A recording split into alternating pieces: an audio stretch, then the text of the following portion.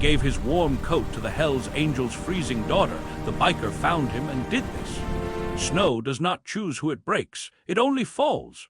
On one frozen night, a quiet man made a choice that cost him everything he had left. He did not know who she was, he only knew she was cold. Snow came down hard that night, thick and sharp, like the sky was throwing tiny knives at the earth. The city lights blurred behind the storm, glowing weak and yellow through the white. Wind cut between buildings, screaming through empty streets and parking lots. It was the kind of cold that didn't feel dramatic, it felt final. Ethan Miller pulled his collar tighter as he walked past the closed grocery store. His boots were thin, soles worn smooth from years of use. Every step sent a sting up his legs. He counted his breaths the way his mother had taught him when he was a boy. Slow in, slow out, don't panic. Panic wastes heat. Ethan was not homeless by label, but by truth. After his wife died and the factory shut down in the same year, life had shrunk. A small rented room, a part-time night janitor job, meals that came from cans, and one winter coat, heavy, old, and still warm. It was the last good thing he owned.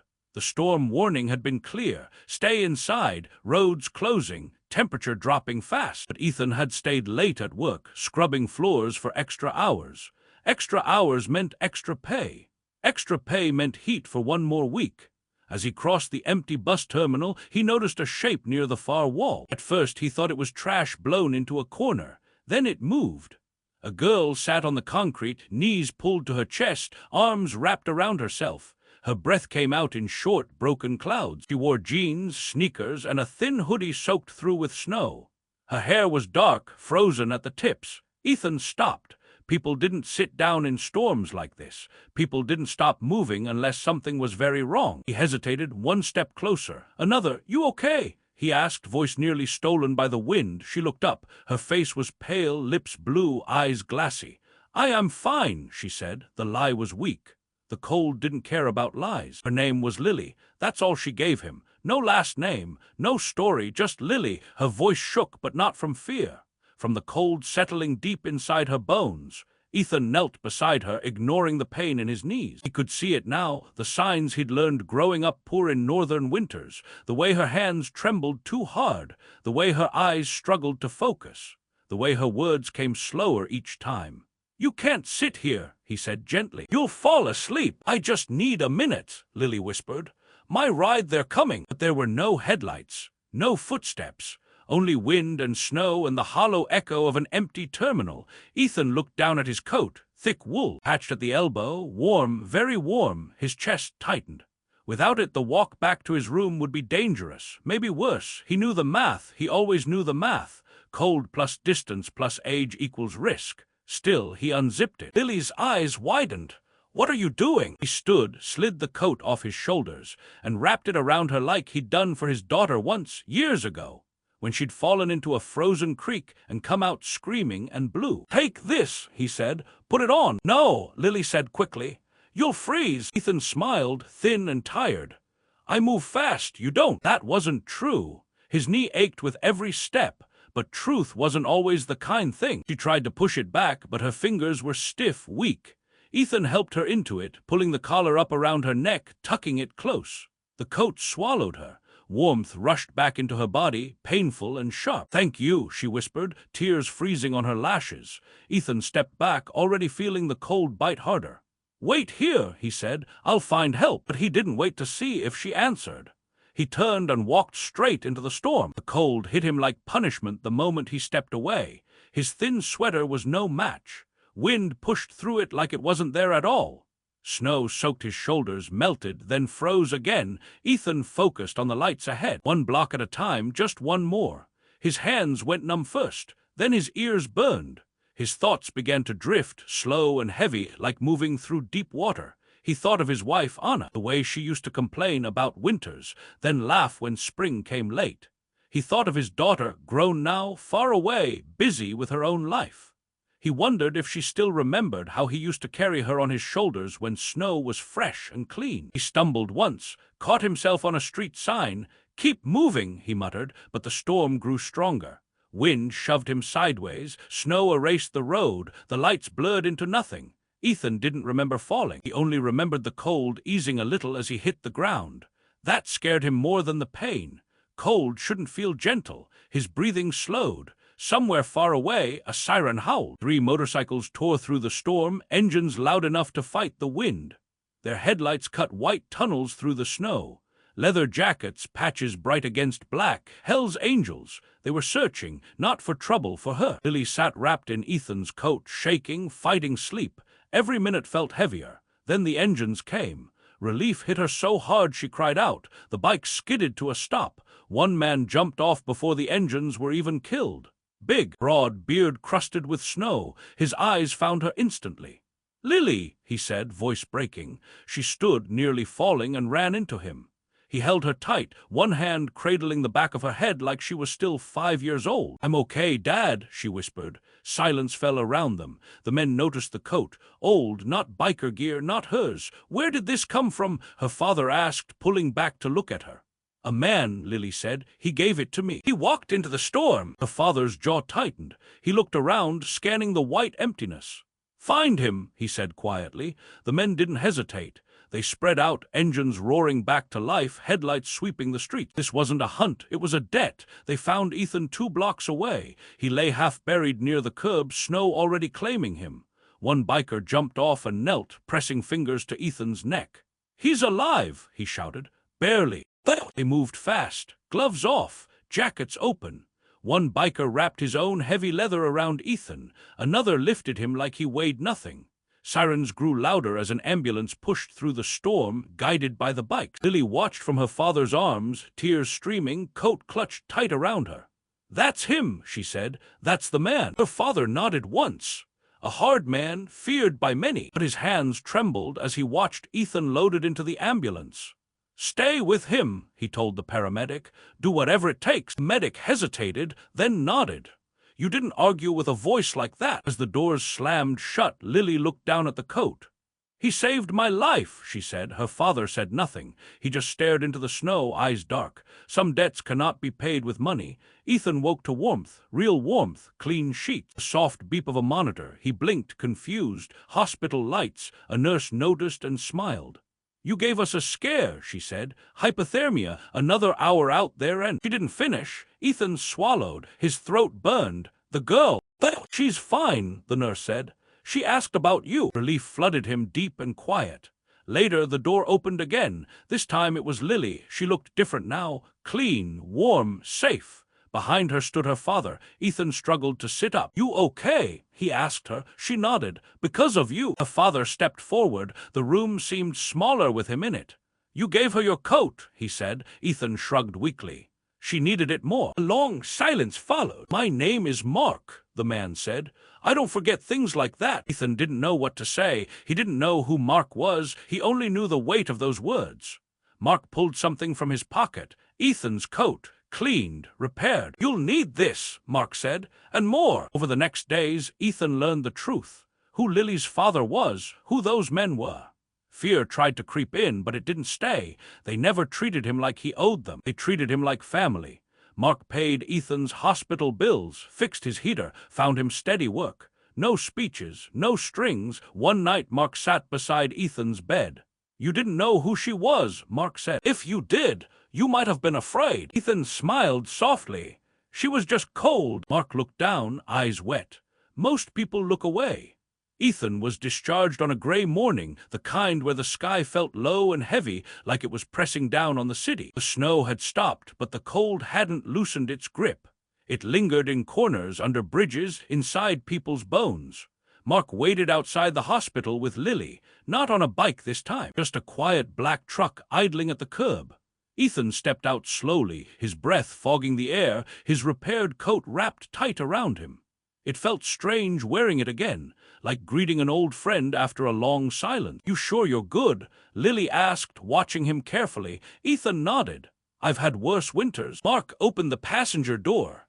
"You don't have to." Ethan paused. He understood what was being offered. A ride, warmth, maybe more. Pride stirred, old and stubborn.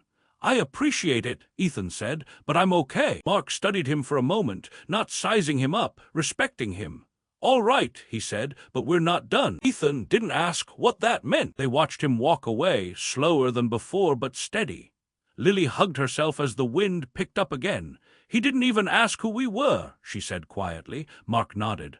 "That's the part that stays with you." Ethan walked 3 blocks before he felt it, the quiet weight of being watched over. Not followed, not owned, just noticed. For the first time in years, he didn't feel invisible. At home, his heater hummed, actually hummed. Warm air spilled into the room like a miracle. A bag of groceries sat on the table. Fresh bread, soup, coffee, all things he hadn't bought. No note, no name. Ethan sat down slowly, hands trembling, not from cold this time. He didn't cry, he just rested his forehead against the table and breathed. Because sometimes the hardest thing to accept is kindness with no demand attached. And that night, for the first time in a long while, Ethan slept without fear of the cold. Mark hadn't slept much since the storm. Sleep didn't come easy when images replayed themselves behind closed eyes. Lily curled up on concrete, snow clinging to her hair. A stranger walking away into white nothingness. At the clubhouse, the men noticed. They didn't ask. They just lowered their voices. Mark stood by the window, coffee untouched, watching snow melt into dirty water outside. He'd built his life on control, strength, fear if necessary. That was how you survived the world he came from. But none of that had mattered that night. A poor man with tired eyes had walked into a storm for his daughter. No threats, no bargaining, just a choice. Lily sat nearby, scrolling through her phone, stopping on photos she'd taken after, the coat on her shoulders, her breath visible in the air, the headlights cutting through snow. "He didn't even hesitate," she said suddenly. Mark turned. "People hesitate. That's what scared me," she replied. "And what saved me?" Mark nodded slowly. He thought of all the times he'd taught her how to defend herself, how to fight, how to spot danger. He'd never taught her how to recognize quiet goodness. "He didn't know who you were," Lily added. Mark exhaled. If he did, he might not have done it. That truth landed hard. Later that day, Mark drove alone. No escort, no rumble of engines, just him and the road. He parked outside Ethan's building and sat for a long moment, gripping the wheel. Power had always come easily to him. Respect too, fear most of all, but gratitude, that was new. He didn't go inside, didn't knock, didn't want to turn a clean thing into something complicated. Instead, he made a call. "Find out what he needs," Mark said, quietly. The answer came later. Old debts, broken things, a life balanced on thin ice. Mark stared at the city lights and made a decision. Some men earn loyalty through force. Others earn it through mercy, and once in a lifetime you meet someone who reminds you why mercy matters. Spring came slowly. Snow melted into slush, slush into puddles. The city breathed again, cautious but hopeful. Ethan noticed the changes in small ways. His paycheck stretched further. His heater worked without coughing. His landlord stopped threatening notices and started saying hello. No explanations were given, and Ethan didn't ask. He focused on routine. Work, sleep, simple meals. On Sundays, he walked past the bus terminal where he'd first seen Lily. The concrete was dry now, clean, ordinary. People passed through without noticing. That felt right. One afternoon, as Ethan finished his shift, he found a man waiting outside. Leather jacket, patch visible, calm eyes. "You Ethan?" the man asked. "Yes, name's Cole. Just checking in." Ethan nodded. No fear, just curiosity. "Everything okay?" Cole asked. Ethan thought for a moment. "Yeah, it is." Cole smiled slightly. "Good." That was it. No warnings, no threats, just reassurance. Ethan watched him leave, bike humming low, respectful. That night, Ethan sat by his window as rain tapped softly against the glass. He held his coat in his lap, fingers tracing the repaired seams.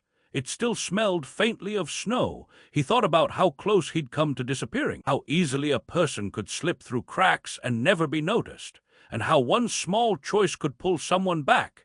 Ethan didn't believe in destiny, but he believed in moments. Moments where you decide what kind of person you are, and every day after, you live with that choice. Understood.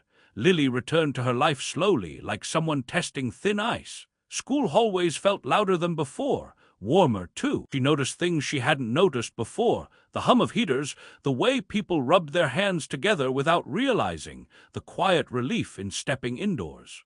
Her friends talked about dances, grades, and plans for the weekend. Lily smiled and nodded, but her thoughts drifted. Sometimes she'd catch herself staring out a window, watching snow gather on ledges, remembering how heavy it felt to breathe when the cold wrapped too tight. She didn't talk about that night, not because she was told not to, but because words felt small next to it. What changed was subtle. She noticed the janitor who stayed late, the girl who never had gloves, the man at the bus stop who pretended not to shiver. Once, without thinking much about it, Lily slipped her scarf off and handed it to a woman waiting in the cold. The woman hesitated. Lily smiled, the same kind of smile Ethan had given her. At home, Mark watched quietly. He didn't ask questions, he didn't interfere. He recognized transformation when he saw it. One evening, Lily took Ethan's coat from the closet. It was still there, always there, clean, folded, respected. She held it for a long moment, feeling its weight. "This saved me," she said softly. Mark nodded. "No," he replied, "someone did." Lily hung the coat back carefully, not as a trophy, not as a symbol of fear, but as proof. Proof that kindness could come from anywhere. Proof that power wasn't always loud. Proof that a stranger could change the direction of a life without ever knowing it. That winter, Lily learned something her father had never taught her: how to see people who felt invisible. Ethan's life didn't suddenly turn into something remarkable. There were no headlines, no interviews, no grand rewards. His days stayed simple. He woke early, worked long, ate modest meals, paid bills on time for the first time in years. Winter still came, but it no longer pressed its weight against his chest the way it used to. The heater worked. The roof didn't leak. His knees still ached, but less from stress than from age. Sometimes he caught himself standing in warm rooms longer than necessary, just feeling it, letting it soak in. Gratitude has a way of making people quiet. He never spoke about the storm, not to coworkers, not to neighbors. He didn't need to turn it into a story, but when he saw someone struggling, he stopped. A coffee left on a bench, a few dollars slipped into a hand, a coat passed forward, not because he felt noble, because he remembered how cold it felt to be alone. Once, a young man asked him why he bothered. Ethan shrugged. "Someone did it for me." That was all. At night, he sometimes dreamed of snow, but the dreams ended differently now. In them, he always made it home. Mark did not change overnight. Men like him never did. He still rode, still led, still carried the weight of decisions that couldn't be soft. The world he lived in didn't allow softness for long, but that winter stayed with him. Sometimes it came back when he watched Lily laugh in the kitchen. Sometimes when snow hit the road just right and the sound reminded him of that night. Sometimes when silence lasted a little too long. He never spoke about Ethan to the club, not because he was ashamed, because it wasn't a story meant for noise, but Mark remembered everything. He remembered the way Lily's hands had shaken inside that coat, the way her breath had steadied once the warmth settled in, the way she'd said, "He just gave it to me." No questions, no fear, no expectation. That kind of thing didn't leave a man. When winter came again, Mark made sure Lily was never late coming home, but he didn't lock her life down tighter. He trusted her instincts more now, trusted the person she was becoming. Quietly, without announcements, Mark made sure help moved through the city when storms came. No patches, no credit, no names attached, just warmth delivered where it was needed. If someone asked why, he didn't explain. He didn't have to. He knew what cold could take from a person, and what one choice could give back. Late one night, Mark stood alone outside, snow settling on his shoulders. He looked down at his gloves, then at the street beyond the light. He understood something then. A power didn't save his daughter. A stranger did, and that truth didn't weaken him. It grounded him. Time moved forward the way it always does, slowly, quietly, without caring whether anyone was ready. Another winter arrived. Snow piled against curbs and doors. Wind cut through streets. The city adjusted the way cities always do, imperfectly, but together. Ethan noticed the cold still hurt, but it didn't frighten him the same way. His heater worked. His room stayed warm. His life stayed small but steady. Sometimes he saw motorcycles pass his building. Sometimes groceries showed up at the door. Sometimes nothing happened at all. That was fine too. He kept doing what he'd always done. Working, walking, watching. One night, waiting for the bus, Ethan saw a young man take off his hoodie and hand it to someone shivering at the stop. No drama, no pause. Ethan looked away, smiling to himself. Across town, Lily stepped out into the snow wearing a thicker coat now. She still felt the cold. She always would, but she no longer ignored it in others. She noticed. She stopped. She acted. No speeches, no need to explain. And somewhere else, Mark watched snow fall from the edge of a roof and melt into nothing. He didn't think about legacy. He thought about responsibility. Winter still came, but it didn't land the same way anymore. It was never about the coat. It was about the moment a man chose not to keep walking. A moment that passed quickly, a moment with no witnesses, a moment that could have been forgotten. But it was. Ethan never told the story, not because it didn't matter, but because it didn't need to be louder than it was. Lily carried it with her, not as fear, but as awareness. A quiet understanding that people didn't always ask for help the right way. Mark carried it as a reminder. That strength meant nothing if it couldn't protect without recognition. Snow still fell. Cold still came. The world still tested people. But somewhere in storms like that one, someone still stopped. And that choice, small, unseen, ordinary, stayed warm long after the snow was gone. Some stories don't end with applause. They end with a quiet choice made when no one is watching. If